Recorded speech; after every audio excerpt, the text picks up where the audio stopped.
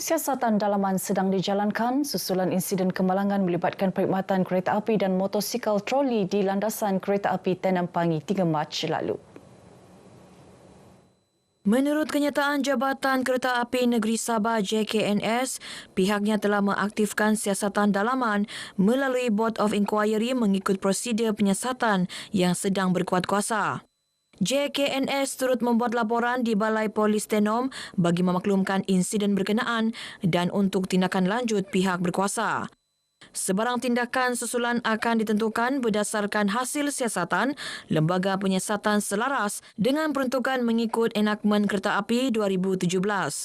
Sementara itu, Timbalan Ketua Menteri merangkap Menteri Perindustrian, Keusahawanan dan Pengangkutan Datuk Iwan Benedik dalam kenyataannya memaklumkan beliau telah menerima laporan awal daripada pengarah JKNS.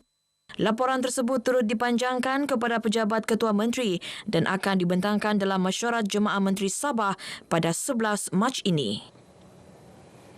Warga Kementerian Kerajaan Tempatan dan Perumahan KKTP disaran terus meningkatkan prestasi dan memperkukuh mutu penyampaian perkhidmatan. Menterinya Datuk Dr. Muhammad Arifin Muhammad Arif berkata, ia bagi memastikan perkhidmatan yang lebih berkesan kepada masyarakat.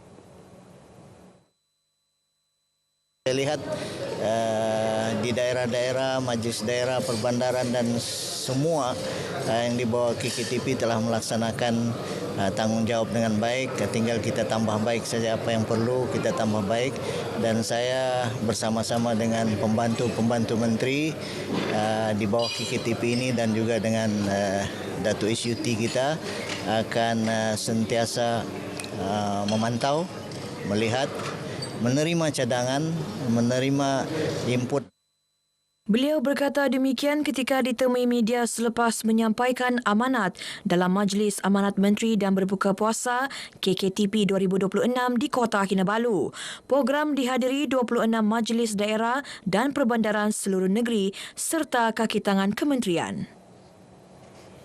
Masyarakat diingatkan agar sentiasa mengutamakan keselamatan diri dan harta benda menjelang sambutan Hari Raya Aidilfitri. Selain memaklumkan kepada polis sekiranya meninggalkan rumah ketika pulang bercuti bagi tujuan pemantauan. Ketua Jabatan Siasatan Jenayah Ibu Pejabat Polis Kontingen IPK Sabah, SAC Datuk Azmi Abdul Rahim berkata, kerjasama masyarakat amat penting bagi mencegah berlakunya kes jenayah, terutama kes pecah rumah sepanjang musim cuti perayaan. Kita boleh lihat kes-kes kalau kita tidak bekerjasama, kes-kes kecurian terutama 457 akan berlaku dan kita ni lebih pada pencegahan. Mencegah lebih baik. Datuk Azmi ditemui media pada majlis berbuka puasa bersama warga IPD Keningau. Beliau turut mengingatkan orang ramai agar sentiasa berhati-hati ketika memandu bagi mengelak berlaku kemalangan jalan raya sepanjang musim perayaan. Seorang pegawai kemajuan masyarakat CDO kawasan Dun Elopora mengaku tidak bersalah di Mahkamah Session Sandakan atas 2 pertuduhan menyalahgunakan kedudukannya. Tertuduh Herman Idris 50-an membuat pengakuan tersebut selepas kertas pertuduhan dibacakan di hadapan Hakim Mahkamah Khas Rasuah LC Primus. Berdasarkan pertuduhan, tertuduh didakwa mengesyorkan 2 ahli keluarganya yang tidak layak sebagai penerima bantuan Rumah Mesra Sabah Maju Jaya SMJ. Mahkamah Session Sandakan membenarkan tertuduh diikat jamin sebanyak RM15,000 bagi kedua-dua pertuduhan dengan deposit RM6,000 serta seorang penjamin. Mahkamah turut mengarahkan tertuduh menyerahkan pasport antarabangsa, melapor diri di Pejabat SPRM Sandakan setiap 2 bulan sekali serta dilarang mengganggu saksi kes. Hakim LC Primus menetapkan 2 April ini sebagai tarikh sebutan semula kes. Kes dikendalikan Pegawai Pendakwa SPRM Zulkarnain Rosan Hasbi. Lembaga Sukan Negeri Sabah meneruskan tradisi menyantuni masyarakat menerusi program Agihan Bubur Lambuk. Program tahunan yang bermula sejak tahun 2023 itu bertujuan memperkukuh silaturahim selain berkongsi rezeki bersama pengguna jalan raya sepanjang bulan Ramadan. Menteri Pembangunan Belia Kemajuan Sukan dan Ekonomi Kreatif Datuk Nizam Abu Bakar Titingan berkata sebanyak 1,000 pek bubur lambuk daging dan ayam disediakan hasil kerjasama kira-kira 60 kaki tangan. Jadi saya ingin mengucapkan syabas dan tahniah kepada pengurusan Lembaga Sukan dan Kekitangan atas inisiatif yang cukup baik ini. Kerana bulan Ramadan ini adalah bulan yang kita mesti menunjukkan amalan yang baik. Dan sudah pasti dengan program pengagihan bubur lambuk ini akan memberi kesedaran bahawa mereka yang mempunyai kelebihan harus berkongsi rezeki. Beliau ditemui RTM pada program berkenaan di Kompleks Sukan Likas, Kota Kinabalu. Datuk Nizam memaklumkan selain program agihan bubur lambuk, pihaknya turut komited melaksanakan pelbagai aktiviti kebajikan lain sepanjang bulan Ramadan, termasuk jalinan kerjasama dengan Jabatan Kesihatan Negeri Sabah bagi membantu mereka yang memerlukan serta aktiviti bersama rakan muda di peringkat akar umbi. Program Mutiara Ramadan sempena nuzul Al-Quran peringkat negeri menjadi platform penting dalam memperkukuh jati diri dan penghayatan kerohanian umat Islam. Program tersebut menekankan peranan Al-Quran sebagai panduan utama dalam mendepani cabaran sosial dan pemikiran masa kini. Isteri Ketua Menteri Datin Seri Panglima Datuk Julia Salak berkata, tema membina jiwa menyucikan hati dengan Al-Quran adalah seruan agar umat Islam kembali kepada asas pembinaan insan yang syumul. Menurut beliau, Al-Quran adalah cahaya yang memandu manusia keluar daripada kegelapan selain menjadi sumber kekuatan jiwa dalam dunia yang semakin mencabar.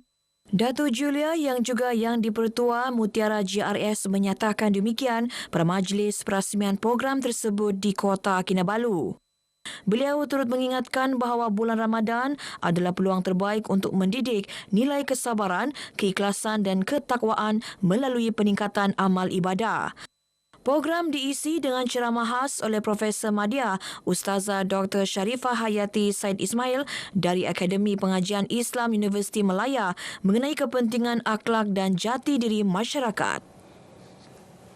Ahli Parti Bersatu Sabah PBS diminta agar memilih pemimpin berwibawa dan mampu membawa hala tuju parti ke tahap lebih baik pada masa hadapan. Pemangku Presiden PBS Datuk Seri Panglima Dr. Joakim Gunsalam berkata, tanggungjawab itu harus diterjemahkan dalam proses pemilihan parti di peringkat cawangan yang kini telah bermula. Manakala pemilihan di peringkat bahagian akan menyusul dalam masa terdekat, langkah ini dilihat penting bagi memastikan PBS terus kekal relevan dalam lanskap politik Sabah meskipun berdepan pelbagai cabaran sejak ditubuhkan pada tahun 1985. Beliau berkata demikian ketika berucap pada majlis sambutan ulang tahun PBS ke-41 di Kota Kinabalu. Dalam pada itu, Datuk Joakim turut menekankan keperluan penjendamaan semula parti termasuk memperkukuh kepimpinan belia dan menubuhkan Akademi PBS bagi melahirkan pemimpin pelapis yang berkualiti.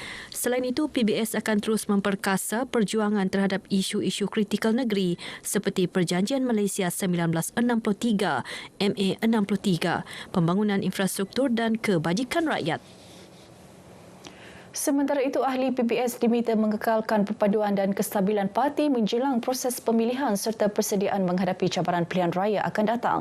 Setiausaha Agungnya Datuk Juruta Majungki menegaskan kebutuhan dalaman penting bagi memastikan PBS kekal relevan dan kukuh dalam lanskap politik semasa.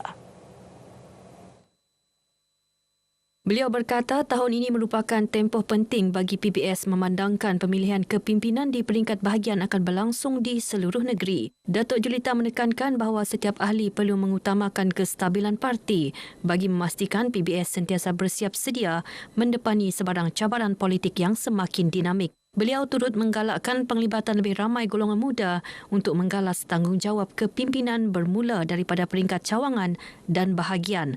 Bagaimanapun, Datuk Julita mengingatkan barisan pemimpin pelapis agar sentiasa menghayati prinsip perjuangan yang diasaskan oleh tokoh-tokoh awal parti termasuk Tan Sri Joseph Painen Kitingan dan Datuk Sri Dr. Maximus Ongkili. Paparan itu mengakhiri Berita Pagi Sabah kali ini. Bersama sini Berita Pagi Sarawak bersama Dayang Fariza. Salam Malaysia Madani.